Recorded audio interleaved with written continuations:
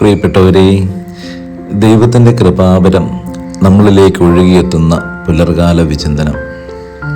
ഇന്നത്തെ ഈ പുലർകാല വിചിന്തനത്തിൽ നമ്മൾ ധ്യാനിക്കുവാൻ പോകുന്നത് അഹങ്കാരം ജീവിതത്തിൽ എത്രമാത്രം നമ്മളെ തളർത്തിക്കളയും എന്നതിനെക്കുറിച്ചാണ്. ഒരു മനുഷ്യൻ്റെ ജീവിതത്തെ ദൈവത്തിൻ്റെ കൃപയിൽ നിന്ന് ദൂരേക്ക് വലിച്ചെറിയുന്ന ഏറ്റവും അശുദ്ധമായൊരു വികാരം മനുഷ്യൻ്റെ ഉള്ളിൽ വളർന്നു വരുന്ന അഹങ്കാരം എന്ന് പറയുന്ന ഒരു വികാരമാണ്.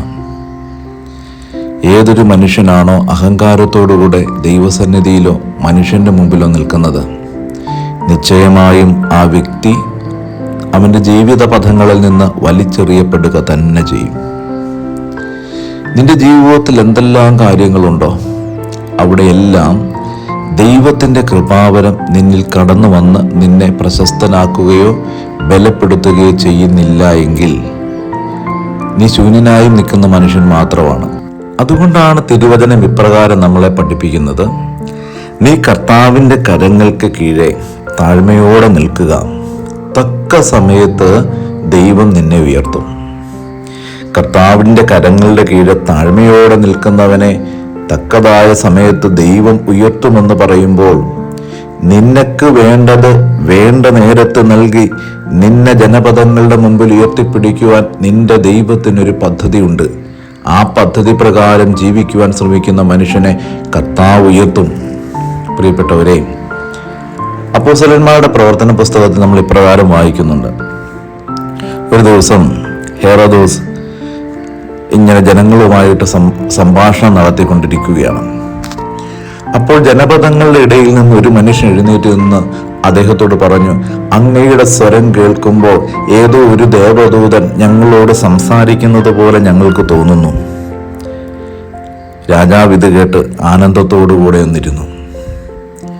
പക്ഷെ തിരുവചനം പറയുന്നു, അവൻ ആ നേരം ദൈവത്തിന് മഹത്വം കൊടുക്കാത്തത് കൊണ്ട് അവന്റെ പിന്നിൽ നിന്ന ദൈവത്തിന്റെ ദൂതൻ അവനെ അടിച്ച് താഴെയിട്ടു, അവൻ പുഴുവരിച്ച് മരിച്ചുപോയി എന്ന്.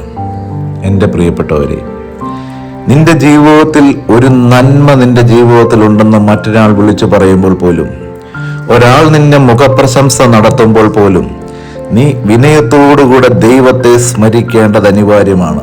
കർത്താവേ, നീ നൽകിയതാണല്ലോ എന്ന് ജീവിതത്തിൽ ഓർക്കണം.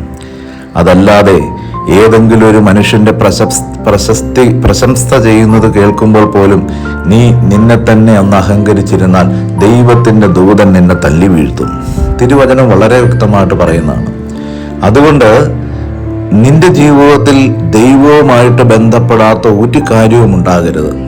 ഒന്നിനെ നീ അഹങ്കാരത്തോടുകൂടെ കൊണ്ടു നടക്കരുത്. തിരുവചനത്തിൽ വീണ്ടും ഉണ്ട്, മോശ ഇസ്രായേൽ ജനത്തിന് വെള്ളം കിട്ടാതെ വലഞ്ഞു നിൽക്കുന്ന സമയത്ത് യഹോവ പറയുന്നുണ്ട്, നീ പോയിട്ട് പാറയിൽ അടിക്കണമെന്ന് പറയുന്നുണ്ട്. പാറയുടെ നേരെ നിന്റെ കയ്യിലിരിക്കുന്ന വടി നീട്ടണമെന്ന് പറയുന്നുണ്ട്. മോശ എന്ത് ചെയ്തു? മോശ പോയിട്ട് ജനങ്ങളോട് പറഞ്ഞു, ഞാൻ നിങ്ങൾക്ക് വെള്ളം തരാമെന്ന് പറഞ്ഞ് ദൈവം പറഞ്ഞതിന് വിരുദ്ധമായിട്ട് ആ പാറയിൽ കമ്പ് കൊണ്ട് അടിക്കുന്നുണ്ട്. ആ നിമിഷം ദൈവം അവനോട് പറയുന്നുണ്ട്, നീ വാഗ്ദത്ത ഭൂമി കാണാൻ പോണില്ല. അതുവരെ ഇസ്രായേൽ ജനത്തെ നയിച്ചു കൊണ്ടുവന്ന മോശ ദൈവത്തിന്റെ വചനം മറന്ന് ഒരഹങ്കാരത്തിൽ അമർന്നപ്പോൾ ദൈവം അവനെ എന്നേക്കുമായിട്ട് പ്രത്യാശയോടെ അവൻ കാണാൻ ആഗ്രഹിച്ച വാഗ്ദാനത്തിന്റെ മണ്ണ് ദൈവം അവന്റെ മുമ്പിൽ അടച്ചു കളഞ്ഞു. അതുകൊണ്ട് പ്രിയപ്പെട്ടവരെ, വിനയത്തോടുകൂടെ ദൈവസന്നിധി നിൽക്കുക. അപ്പോൾ നിനക്ക് എല്ലാം വന്നു ചേരും. കർത്താവിന്റെ മുമ്പിൽ എളിമപ്പെടുക, മനുഷ്യരുടെ മുമ്പിൽ എളിമപ്പെടുക. അപ്പോൾ ദൈവം നിനക്ക് എല്ലാം നൽകും. ഒന്ന് കണ്ണടച്ച് പ്രാർത്ഥിക്കാം. ഈശോയെ, കരുണ ചെയ്യണമേ എന്ന് പ്രാർത്ഥിക്കുന്നു. എൻ്റെ ജീവിതത്തിൻ്റെ വിനയാന്വിതമായൊരവസ്ഥയിൽ ജീവിക്കാൻ എനിക്ക് പ്രേരണ നൽകണമേ, കരുണ നൽകണമേ, അവിടുന്ന് കൂടെ ഉണ്ടാകണമേ. ആമേൻ.